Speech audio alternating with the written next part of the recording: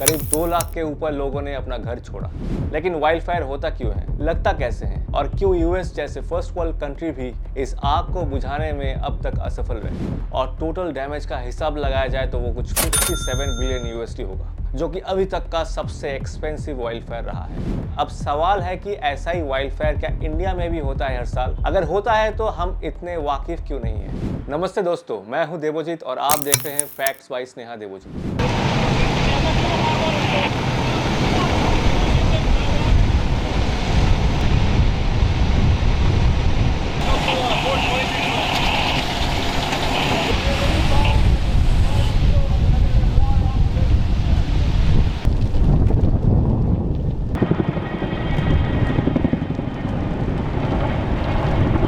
Loss Angeles में हो रहे वाइल्ड फायर के कारण अभी तक कुछ 5 लोग मारे गए हैं। We begin with breaking news here at 6. The death toll in the massive Los Angeles fires rising tonight to 24. करीब 2 लाख के ऊपर लोगों ने अपना घर छोड़ा और टोटल डैमेज का हिसाब लगाया जाए तो वो कुछ 57 बिलियन यूएसडी होगा, जो कि अभी तक का सबसे एक्सपेंसिव वाइल्ड फायर रहा है। लेकिन वाइल्ड फायर होता क्यों है, लगता कैसे है और क्यों यूएस जैसे फर्स्ट वर्ल्ड कंट्री भी इस आग को बुझाने में अब तक असफल रहे। Los Angeles is a city in southern California. LA is the second largest city by population in the states. LA में बसे motion picture industry world famous है, जो कि हम हॉलीवुड के नाम से जानते हैं। लेकिन इस साल का शुरुआत हुआ बहुत डरावना। LA वेस्ट में लगी पैलिसेड्स फायर और ईस्ट में ईटॉन फायर, जिसके चलते हुए कुछ 25,000 एकर्स एरिया जल गए। इसके बाद और 3 वाइल्ड फायर सामने आए, हर्स्ट, लीडा एंड सनसेट। ये शहर है बहुत सारे एलिस हॉलीवुड सेलिब्रिटीज के भी, जिनमें से कुछ को घर छोड़कर भागना पड़ा, जैसे कि मैंडी मूर, पेरिस हिल्टन। कैलिफोर्निया में वाइल्ड फायर एक रेगुलर इवेंट है जो लगभग हर साल जून जुलाई में होता है। कुछ 1000 के ऊपर स्ट्रक्चर्स जल गए इस बार। पैलिसेड्स फायर LA के हिस्ट्री में सबसे डिस्ट्रक्टिव रहा है। 10 में से 9 सबसे भयंकर wild fire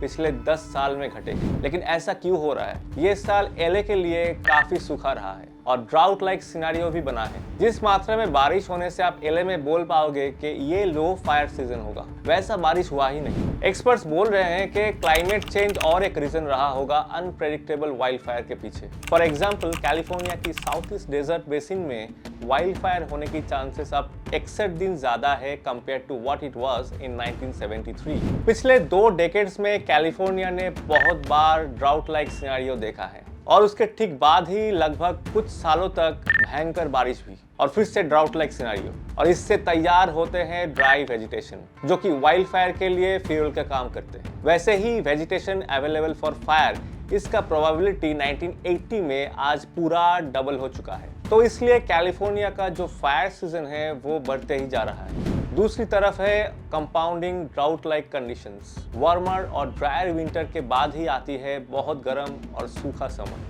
dry vegetation and extreme wind conditions dominate करते हैं हर साल वाइल्ड फायर के इंटेंसिटी को। इस पूरी कहानी में सेंटा एना विंड्स बहुत ही ज्यादा इंस्ट्रूमेंटल रहा है, which also referred as the devil winds। ये एक सीजनल स्ट्रॉन्ग कैटाबेटिक विंड है जो कि एक्सट्रीमली ड्राई होते हैं। ये विंड डाउनहिल फ्लो करते हैं और इनफेमसली कोस्टल साउदर्न कैलिफोर्निया को अफेक्ट करते हैं। सेंटा एना विंड्स जानी जाती है अपनी हॉट एंड ड्राई वेदर के लिए, जो कि इस एरिया में शरद ऋतु ले आती है। अक्सर ये एकदम कम से कम रिलेटिव ह्यूमिडिटी लेकर आते हैं कोस्टल सदर्न कैलिफोर्निया में विद ब्यूटीफुल क्लियर स्काइज। ये लो humidity with hot air mass और साथ में हाई विंड स्पीड क्रिएट करते हैं the critical fire weather condition which leads to destructive wildfire. Typically about 10 to 25 Santa Ana wind events occur annually and on average they can last for 7 days। मतलब लगातार 7 दिन तक 70 से 130 kmph के speed से हवा चलती है। Just imagine. ऐसे ही LA में पैलिसेड्स और ईटॉन फायर का जन्म हुआ।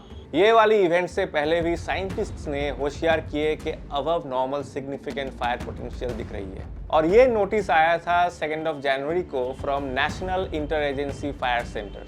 उसी दिन नेशनल वेदर सर्विस ने भी फोकस किया कि there is potential for intense fire.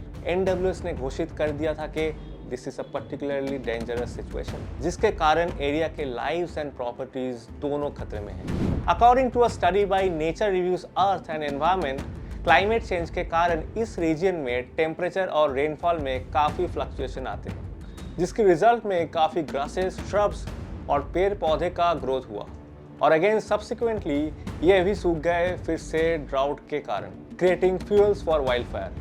और ठीक वैसा ही हुआ क्लाइमेट चेंज के कारण। ड्राई सीजन, रेन सब अभी ओवरलैप्ड है। जहां पर वाइल्ड फायर इतनी गंभीर समस्या है यूएस में, वहीं पर फायर फाइटिंग का बजट 1.6 मिलियन यूएसडी घटा दिया गया। दिसंबर 2024 में लॉस एंजलिस फायर डिपार्टमेंट ने वार्न भी किया कि इसके कारण इमरजेंसी में रेस्पॉन्स टाइम या कैपेबिलिटीज भी कम हो जाएगी। 6 जनवरी को कैलिफोर्निया के गवर्नर ने 65 फायर इंजन, 7 हेलीकॉप्टर्स और 109 फायर फाइटर्स को डिप्लॉय किए इस वाइल्ड फायर के लिए। लेकिन कैलिफोर्निया अभी तक चल रहा है। अब सवाल है कि ऐसा ही वाइल्ड फायर क्या इंडिया में भी होता है हर साल? अगर होता है तो हम इतने वाकिफ क्यों नहीं है? वाइल्ड फायर भारत में एक रेगुलर फिनोमेनन है जो कि अक्सर हम लोग गर्मी की टाइम पर एक्सपीरियंस करते हैं। नवंबर 20 से लेकर जून 21 तक close to 3.5 lakh forest fire detect हुआ using various methods. Dry forest में ज्यादातर वाइल्ड फायर होने की पॉसिबिलिटीज ज्यादा रहती है कंपेयर टू लश ग्रीन्स। एक सर्वे के अनुसार देश के 36% forest area is prone to frequent forest fire। उसमें से 4% है extremely prone to fire, 6% है highly fire prone। Precious forest resource हम खोते हैं फायर से, जैसे कि कार्बन, जो कि बायोमास में होते हैं। Satellite based remote sensing technology and GIS tools implement की जा रही है to prevent forest fire. Technology होने के बावजूद फॉरेस्ट फायर ज्यादातर अनकंट्रोलेबल इन नेचर होते हैं। फॉरेस्ट फायर पूरी दुनिया में एक चैलेंज है। हाल ही में अप्रैल 2024 में नैनीताल में एक लार्ज स्केल वाइल्ड फायर हुआ। तकरीबन 1313 वाइल्ड फायर हुआ है सिर्फ उत्तराखंड में पिछले साल। 31 new incidents of forest fire were reported from various parts of the state, reportedly destroying more than 30 hectares of forest land. एक नैनीताल रेसिडेंट का कहना है कि फॉरेस्ट इतना सूखा पहले नहीं हुआ करता था। Climate change and rains have played a major role over here. Climate science के अनुसार वाइल्ड फायर फाइट करने के लिए चाहिए short term planning at least for the next 10-15 years. Weather simulation program का हेल्प हम लोग ले सकते हैं, लेकिन यहाँ भी बहुत सारे सोशियो इकोनॉमिक फैक्टर्स हैं, जैसे कि man made fire, war between countries, etc.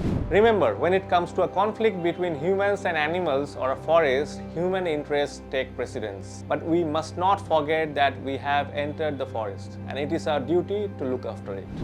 अगर आपको हमारा ये वीडियो अच्छा लगा हो तो प्लीज़ सब्सक्राइब करें। अगली वीडियो तक जय हिंद।